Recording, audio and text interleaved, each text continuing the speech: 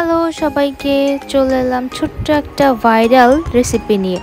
ডিমের মেয়োনিজ, সিদ্ধ ডিমের মেয়োনিজ। অ্যাকচুয়ালি সেটা একটা জিনিস বারবার দেখাচ্ছে, সিদ্ধ ডিমের মেয়োনিজ। আমি মেয়োনিজ অনেক রকমভাবে বাসায় ট্রাই করেছি, বানিয়েছি, কিন্তু সিদ্ধ ডিম দিয়ে বানানো হয়নি। অনেক বেশি মেয়োনিজ আমাদের বাসায় খাওয়া হয়, আমি নিজে খাই, তো এটা বানিয়ে ফেলি। অনেক ইজি। টেম্পারেচারে থাকা ডিম সিদ্ধ করে নিতে হবে, একদম হার্ড বয়েল করতে হবে।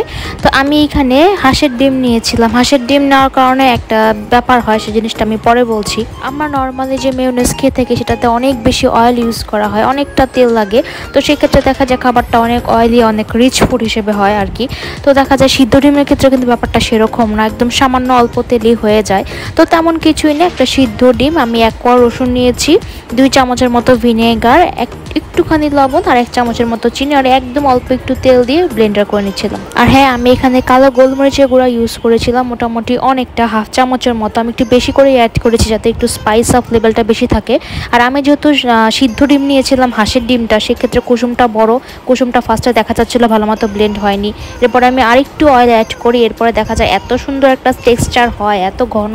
মানে আমি অবাক হয়ে যে অন্যান্য সময় মেয়োনিজ বানাতে যে এত তেল ইউজ করতে থাকতাম, মানে মোটামুটি 2 কাপ 2.5 কাপের মতো তেল লাগতো, এখানে মোটামুটি আমার সব মিলিয়ে 7-8 চামচ তেল লেগেছে।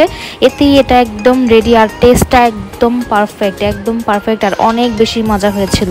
আর হাঁসের ডিম ইউজ করাতে আমার যেটা হয়, আমার মেয়োনিজের কালারটা এই যে একটু অন্যরকম কালার হয়ে যায়, একটু ঘিয়া ঘিয়া কালার হয়ে যায়। এটা হচ্ছে হাঁসের ডিমের কুসুমটার কারণে, কিন্তু দেখতে অনেক সুন্দর লাগছিল, একটু হলুদ হলুদ ভাব হয়ে গিয়েছিল। অ্যাটলিস্ট আমার কাছে তো এই মেয়োনিজের কালারটা অনেক বেশি ভালো লাগছিল, অনেক ইয়ামি লাগছিল। আমার কাছে এত মজা লেগেছে যে আমি সকালের নাস্তাতেও মেয়োনিজ দিয়ে পরোটা দিয়ে খাচ্ছিলাম লিটারেলি।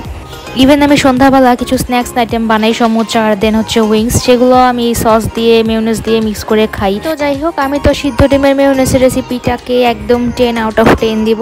আপনাদের কাছে কেমন লাগলো অবশ্যই জানাবেন। সবাই ভালো থাকবেন, টাটা।